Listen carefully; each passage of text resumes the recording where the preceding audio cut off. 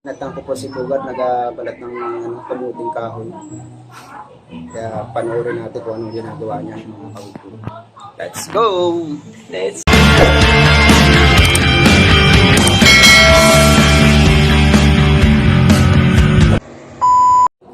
Marami niyan doon sa atin, yung nasa meeting ka ng pagmundo.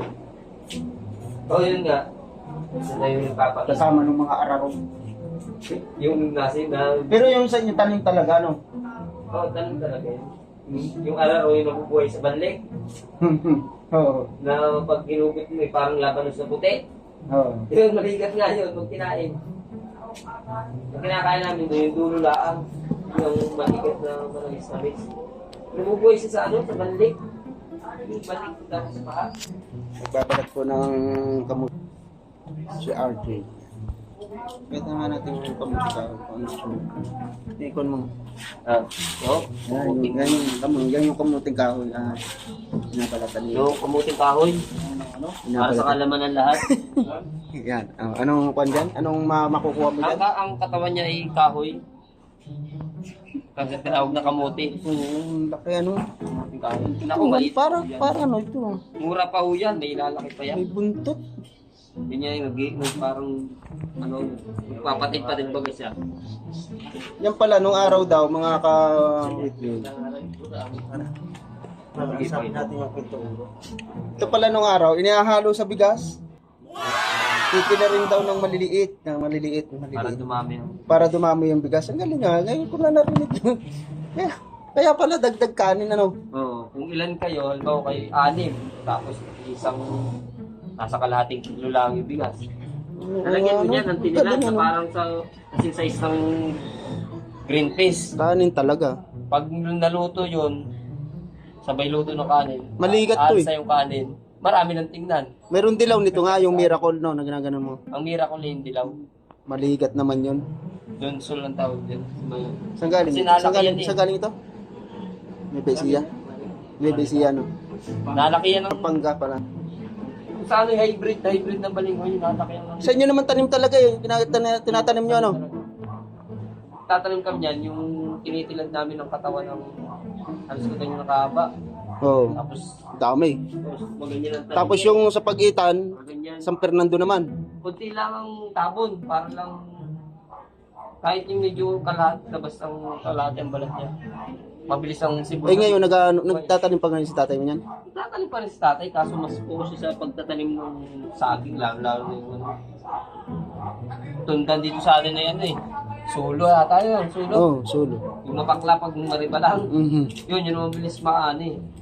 Magandang luto po dito, yung niyayadjad siya. Buwan pa, ang hintayin mo. Kamuting kahoy, yung Ano yung ginagawang suman? ginagawang suman.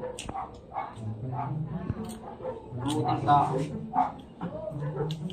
Yan po ay ilalaga daw bukas. Ewan ko kung anong gagawin. Basta sabi, ilalaga lang daw. Pero maganda nito mga kawit. Kung wala kayong bigas, kung konti yung bigas nyo ha, bumili kayo ng ganito sa palengke.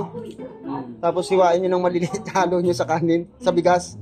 Okay, galing ano. Naluto yung... Pag naluto yan, naluto rin yung kanin. Madami. Ilang alsa, marami na. Kasya na. Kahit magsain ka ng 2 gatang, ano, kung 6 kayo, 6 o 7. ay, sobra pa Kasya yun. pa. Batasik to sa tiyan eh.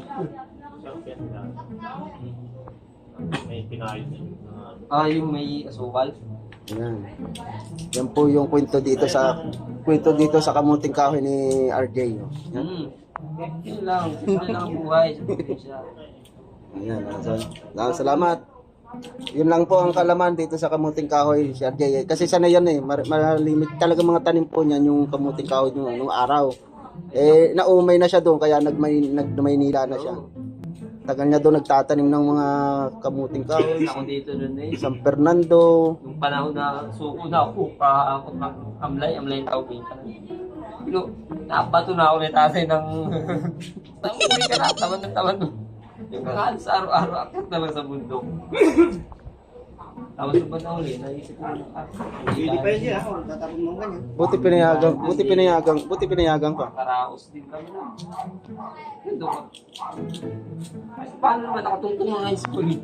Kapag tatanim-tanim ng ganito, sa kaming samper Ang ng dami ito. Pero masarap nga ito may ayugat eh. Ano? Tapos lagyan mo ng ano,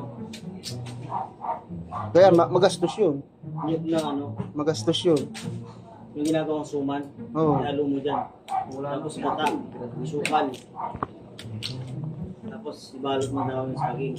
Magastos nga lang yun. Yung pagsusuman. Pantag mo.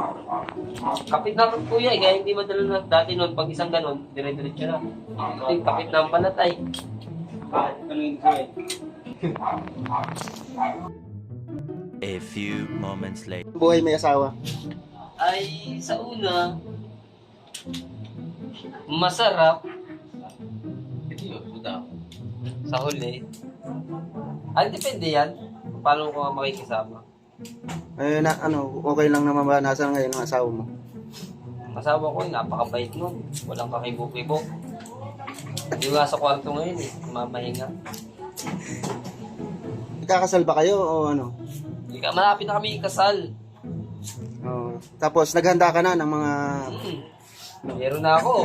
ayan nyo kamo yung video tapos ano yung Basta, yung subaybayan nyo yung video. At papakita ko sa inyo yung mga handa. yung mga handa namin. Ayan. Oh, babay ka na muna. Bye-bye! Wait! Woo! Alright!